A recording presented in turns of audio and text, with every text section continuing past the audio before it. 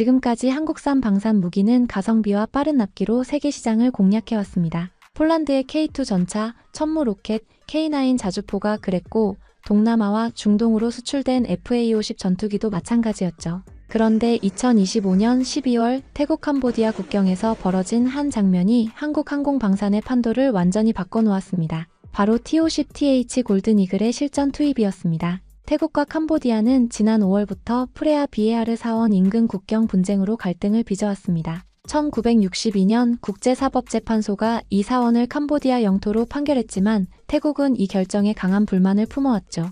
100년이 넘는 영토 분쟁의 뿌리는 1904년 프랑스 식민 시절 맺어진 국경조약의 모호성에서 비롯됐습니다. 5월 28일 캄보디아 병사 1명이 사망하는 무력 충돌이 발생했고 7월 24일 본격적인 군사 충돌이 시작됐습니다. 캄보디아군의 BM-21 로켓 공격으로 태국 민간인 2명이 사망하면서 갈등은 걷잡을 수 없이 확대됐죠. 12월 7일에는 전면전 양상으로 치달았습니다. 양국 모두 국경전 지역으로 전선을 넓혔고 상대 영토에 대한 점령과 탈환을 동반하는 고강도 전투가 이어졌습니다. 태국 공군은 F-16 전투기와 그리펜 전투기를 투입해 캄보디아 군사 목표물을 공습했습니다. 그런데 12월 중순 예상치 못한 기체가 전장에 나타났습니다. 바로 고등훈련기로 분류됐던 T-50TH였습니다. 이 결정은 태국 공군 수뇌부에서도 논란이 있었다고 합니다. 훈련기를 실전에 투입한다는 건 전례가 드문 일이었습니다. 하지만 작전 템포 유지와 예산 효율성을 고려했을 때 T-50TH는 최선의 선택이었습니다.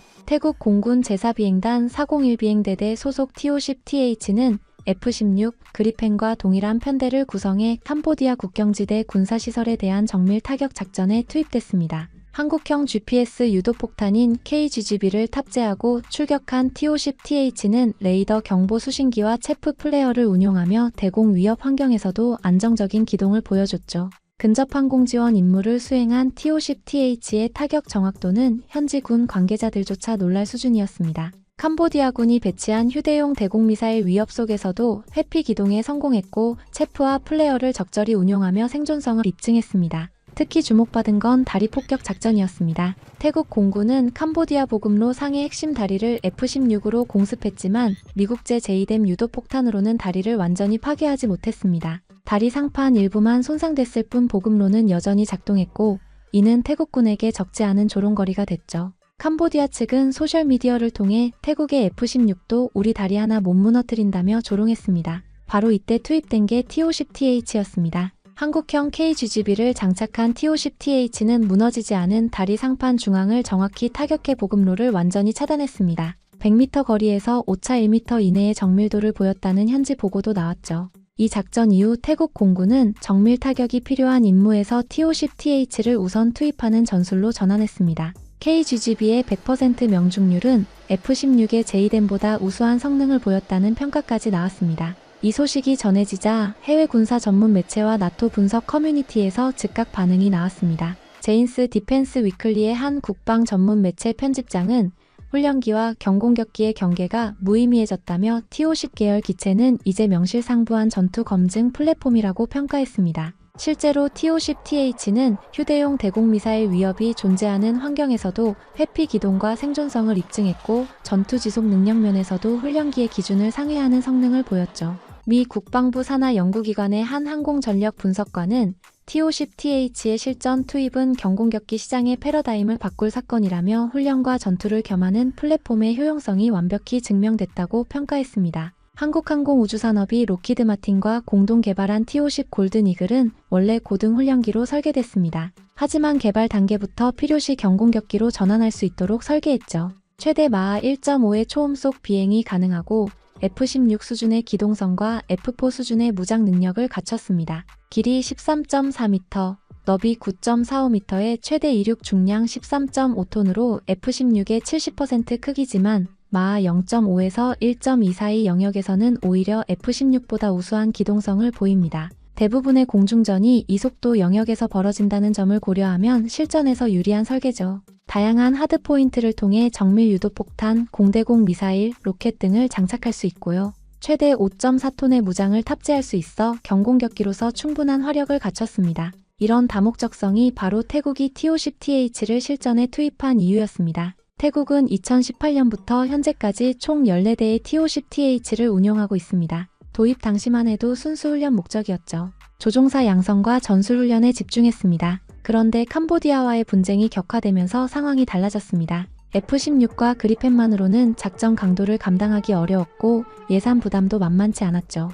F-16 한 대의 시간당 운용 비용이 2만 달러인 반면 T-50TH는 5천 달러 수준입니다. 하루 사회 출격 시 비용 차이만 24만 달러에 달하죠. 바로 이때 태국 공군 지휘부는 T-50TH의 경공격 능력에 주목했습니다. 일부 기체는 FA-50과 동일한 성능을 낼 수 있도록 블록 20으로 업그레이드됐고 KGGB 운용 능력도 갖췄습니다.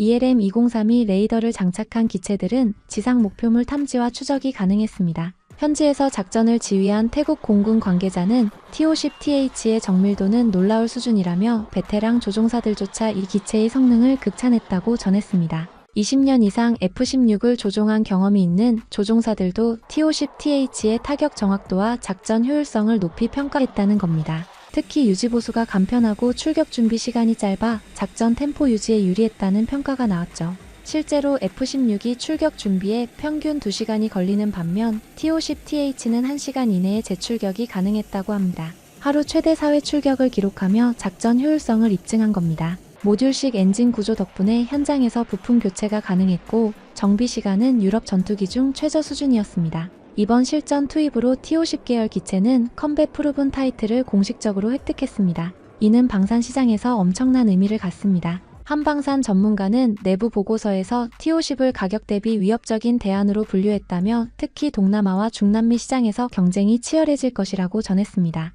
이탈리아의 M346, 러시아의 야크 130, 중국의 L-15 등 기존 경쟁 기체들도 훈련기로서는 가성비가 좋지만 경공격기로서는 T-50에 미치지 못한다는 평가가 나오고 있죠. 특히 M346은 태국 도입 경쟁에서 T-50에 패배한 바 있는데 이번 실전 검증으로 격차는 더욱 벌어질 전망입니다. M346의 최대 속도는 마하 1.15로 T-50TH의 마하 1.5에 미치지 못하고 무장 탑재량도 3톤 수준으로 T-50TH의 5.4톤보다 현저히 낮습니다. 특히 주목받는 건 필리핀의 사례입니다. 필리핀 공군은 이미 FA-50PH 12대를 운용하며 민다나오 지역의 대테러 작전에 투입했습니다. 2017년 마라위 전투에서 FA-50은 100회 이상의 출격을 기록하며 정밀 타격 능력을 입증했죠. 당시 폭탄과 로켓을 투하해 무장 세력을 제압했고 낮은 결함률과 빠른 정비 시간으로 작전 효율성을 극대화했습니다. 5개월간 지속된 전투에서 FA-50의 가동률은 87%를 기록했습니다. 태국의 T-50TH 실전 투입은 이런 검증 사례를 한 단계 더 끌어올린 셈입니다. 국가 간 분쟁이라는 더 높은 강도의 작전 환경에서도 성능을 입증했다는 점에서 의미가 크죠. 대테러 작전과 달리 국가 간 분쟁에서는 정규군의 대공 무기 체계와 맞서야 하고 전자전 환경도 훨씬 열악합니다. 이런 조건에서 T-50TH가 성능을 입증한 건 획기적인 일입니다. 한국 방산은 이제 실전 검증을 거친 신뢰 가능한 공급국으로 인식이 전환되고 있습니다. K2 전차가 폴란드에서 험지 기동성을 입증했고 천무 로켓이 유럽에서 미국 하이마스보다 빠른 납품 속도를 보여줬습니다. FA-50이 필리핀과 이라크에서 대테러 작전에 투입됐고 이제 T-50TH가 국가 간 분쟁에서도 전투 능력을 증명한 겁니다. 더욱 흥미로운 건 T-50 계열의 발전 가능성입니다. 한국항공우주산업은 현재 단좌형 FA-50 개발을 추진하고 있습니다. 2027년 완료 예정인 이 프로젝트는 후방석을 연료 탱크로 교체해 작전 반경을 2030% 늘리고 무게와 운용 비용을 절감하는 게 목표죠. 단좌형이 완성되면 경전투기 시장에서 F-16의 직접적인 경쟁자로 떠오를 수 있습니다. 현재 작전 반경 444km에서 580km 이상으로 확대되면 전략적 가치가 크게 높아지기 때문입니다. 300갤런 용량의 내부 연료 탱크가 추가되면 채공 시간도 2시간에서 3시간 이상으로 늘어나 근접항공 지원 임무 수행 능력이 획기적으로 향상됩니다. 태국 캄보디아 국경에서 시작된 이 변화는 한국 항공 방산의 새로운 장을 열고 있습니다. 이걸 정말 훈련기라고 분류합니까? 라는 미국과 유럽 군사 분석관들의 질문은 이제 수사학적 질문이 아닙니다. T-50TH는 훈련기의 껍데기를 벗고 컴뱃 프루븐 경공격기로 거듭났습니다. 그리고 이 검증은 폴란드의 K2 전차, 천무 로켓과 함께 한국 방산이 세계 최고 수준의 실전 검증 플랫폼 공급국으로 자리매김하는 결정적 계기가 되고 있습니다. 한국 방산의 다음 목표는 분명합니다. 단순히 가성비 좋은 무기 공급국을 넘어 실전에서 검증된 신뢰할 수 있는 파트너로 자리매김하는 것입니다.